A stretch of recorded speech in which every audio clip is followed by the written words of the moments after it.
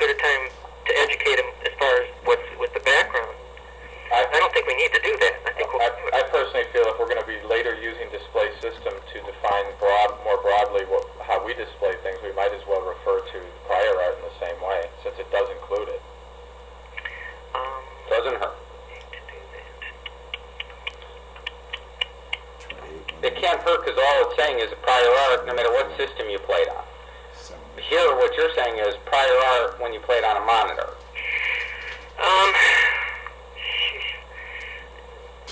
I guess, just from experience, there's really no right or wrong answer on this, guys, but just from experience, I would tend to disagree with you. Whenever I define a term that I care about, I always define it in the spec, especially if it's not a normal, common, everyday type term that you want to talk about in the background.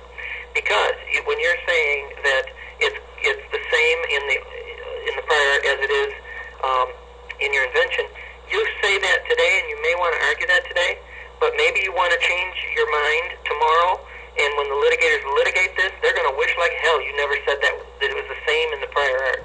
Because now you can point to your spec and say, we were different on our TV. Display system, and it's defined as such. That's true. And you can't go back to the prior art to go define it. Okay. So there's lethal ways of doing it. Okay, so let's see where we insert that correctly. Yeah, I think it'll be later when we're talking by element 30, when he defines the blocks of the system. Let's see, but as long as there's no... Yeah, on line 14... Line 14? Where you say represented as a triple. Yeah. That, I think the correct word is triplet. Okay, this is... Steve pulled this from something on the internet, so if you say triplet, it is right, yeah, triplet. Good catch.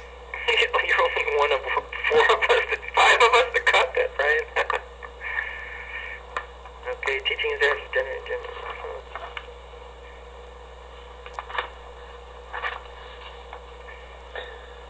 Now, here's the bandwidth. Yeah, thereby speeding the transmission.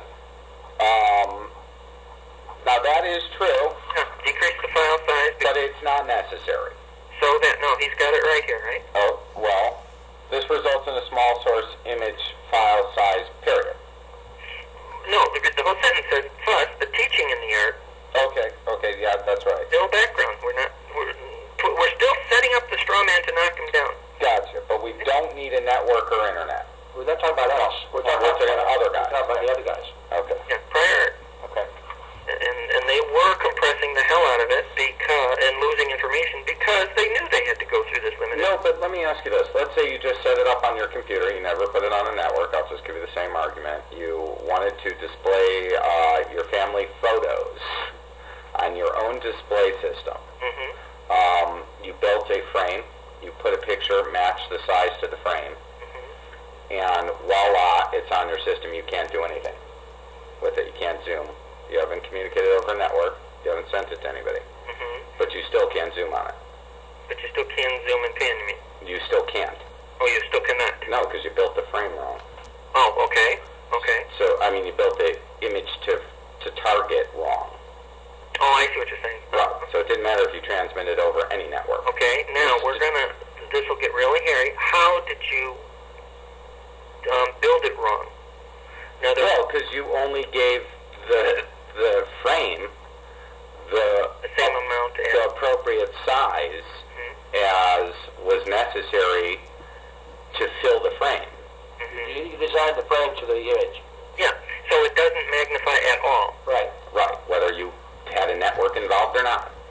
Okay, and if it's a little bit bigger than the frame, you can still pan, but not magnify, but not zoom. Right, but the teaching in the prior art would be to match the frame to the image. Okay. That's how the world's been working for a long time. Right, no, I totally agree. Maybe we should throw that, does that say that here? Well, I get to a lot of places where we're going to add it, but... No, that's a great line, what you just said, match the frame to the image. Well, you see, now that's going to become critical when you say that 2 times magnification at least, because the truth is, nobody built a picture saying, I'm going to give it a little more edge so I get a little more zoom. That's the difference. You built the picture, you had a frame size, you popped in the image to be that frame size. Mm-hmm. You created the image for that size. You didn't say, I want to give them an extra pixel so they can zoom a little, or an extra pixel or two times. So one drop, one pixel more than is required is the new art. Well, the only thing we have to be careful about is there are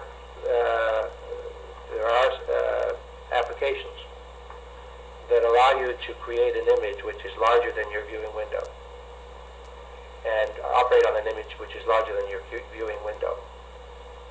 What's different is that that image, when you see it in the viewing window, is at what you're looking at is the image as it is encoded.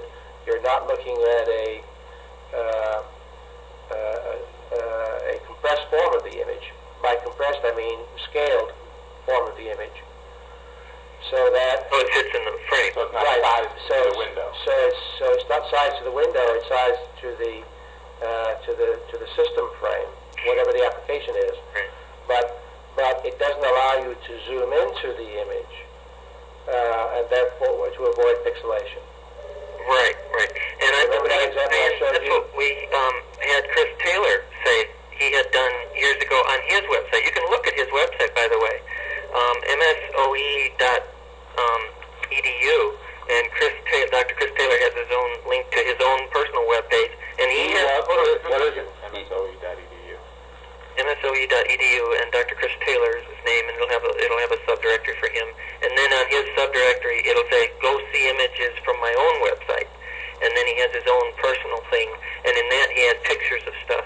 And he says those pictures, which were done way before you guys, were, when he first got here to Milwaukee, I guess is what he said. But he said that there are more pixels there than are needed. And it was just, that's the way it just happened to come out. There was no intent to do it one way or the other way. He didn't intentionally match the frame size to the image. That's what happened when he did it. But he's not providing scanning and zooming. Well, that's the difference. But he is not providing more than 2 times the pixels. Well, that doesn't matter if you see, because really we're just saying that our art is based on the fact that we're providing an extra data that allows, whether it's 1 pixel or not, 1 pixel might give you a zoom factor of 0.00004. I see what you're saying. So why should we ever limit? What the object of the invention is to create zoom by giving more data. Right. Can you zoom, Brian, without going twice the number of pixels? Sure. Well, you can zoom to what you're saying is you have a target image which is 2x the window, or 2x the viewing image, and yes, it can be anything over and above the size of the viewing image. It's just a practical question of does it have any value. Right. When it has such a limited magnification factor, it won't be. But we don't know into the future if it will. Somebody could get around us by getting it somehow under 2. Or, as a matter of fact, what if you only need 1.5? Why should we limit ourselves? Because that's not what was created. Okay. You know what I mean? We didn't pencil out and say 2 times is what we need to do this. That's a good. We got that too. Steve and I must have come up with that 2 times. We all came up with it just because the first zoom button on your magnifying glass is 2 times. Okay. And we were thinking, here was our thinking, that you were able to click that button once on a regular image, and you were still okay, a little fuzzy, but you hadn't blown apart. Right. So we were thinking anything beyond that, but actually as I rethought that, I said, that's not the issue here. If you're designing screen size to match frame size, it doesn't matter if you give it 1 drop more. That adds to the zoom capability by some factor, that extra data. So 1.5 times. What if you only wanted?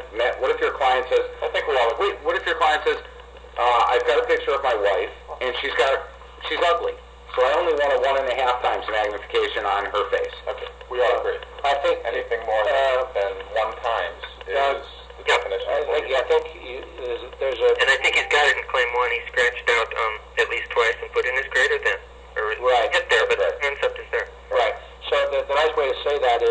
the target image is larger than the viewing image. And you've said it. Right. There we go. Right. That's what next one. But just claim that concept. Right. Right. Okay, do we have any more? No, and providing zooming capability. Right. Oh, absolutely. Right. Right. Which is the way you have it worded in the claim 1. Okay. Right. I don't care if you built a picture and your frame size was X, but that wouldn't achieve anything that we thought was cool. Right. Right. That would just mean you have an oversized picture in a frame, and you could move around by grabbing the picture. By the way, that brings me to what made us start thinking about this, was your Adobe example. You are grabbing a larger image, but you're moving it around kind of clumsily, and it's not achieving what we achieved. Do you follow? Because you're just grabbing and kind of moving. As a matter of fact, there's a technology that's... But you can zoom in there. Yeah, straight in. And then you've got to grab it. Yeah. And move the larger image from that portion around. And there's a technology called Zipix out today that allows for something similar to that, but yet it's very annoying that once you're in and have to grab and move around. It's a much different effect and feel than what you get when you look at our images and grab and move around. Do you know what I mean? In our image, the whole thing is they're pretty much... Well, and this is a distinction that we begin to make on page 3, where the ability, our art allows you to, on a single image, once that image is received by the system or displayed on the system, the display system, it is complete. You're able to zoom in and pan around on it, and there isn't a requirement for the system to redraw the image or any section of the image. You can't say that. Why? Because other things do. Well, let me first say what I'm saying, and then we'll pick out the parts that are wrong. And then the difference between some of our competitors is that they require, if you were to zoom into an image and look at that zoomed portion of the picture, and then pan at that zoom level to another section of that image needs to redraw the new information in order for you to see it. And that's a trap, because in fact the display system only buffers what is on the screen, and when you pan, you refresh the display buffer. Even on ours? Yes. You have no control over that. Right, you have to, because that's how you get a new image. That's just the way the system works. Right, you can't really do it off what you're seeing on the thing. You've got to redraw. Well, maybe this is a distinction for. But you're not grabbing a new file. You're not grabbing more files. Right, and that's what I was about to say. This distinction perhaps is for the delivery over a network. Is that when it is delivered over a network, they require the transmission of additional data, whereas our data has already been received in its totality. Well, that's the exact thing that Yahoo Map will do, right? You want to zoom into a map? Precisely. Right. It grabs a new image. Right. And there's the network. But what Eliot was saying earlier was, well, why not make the network the link to your hard drive? Right, it is. So then you have to go get more information off the hard drive. That's the question. No. But be careful. Yeah. Because in this day and age of virtual memory systems, there's a big gray area between the RAM and hard drive. The system may put part of that image on the hard drive. It might put a part in RAM. It might put half of it in the network.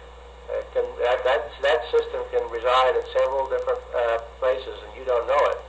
The system is managing the resources. I agree. So we have to figure out how to define, in broader terms, just put it in memory or put it in, source image storage. In other words, if the file comes over and gets lumped in memory means A, then it gets displayed to the display using however you want to do it. The question is, when you're zooming, do you have to go back to memory means A, whether that memory means A is across the network or on your hard drive or in a different RAM? That's right.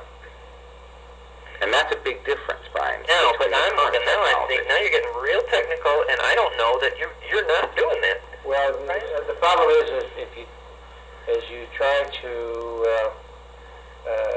increase the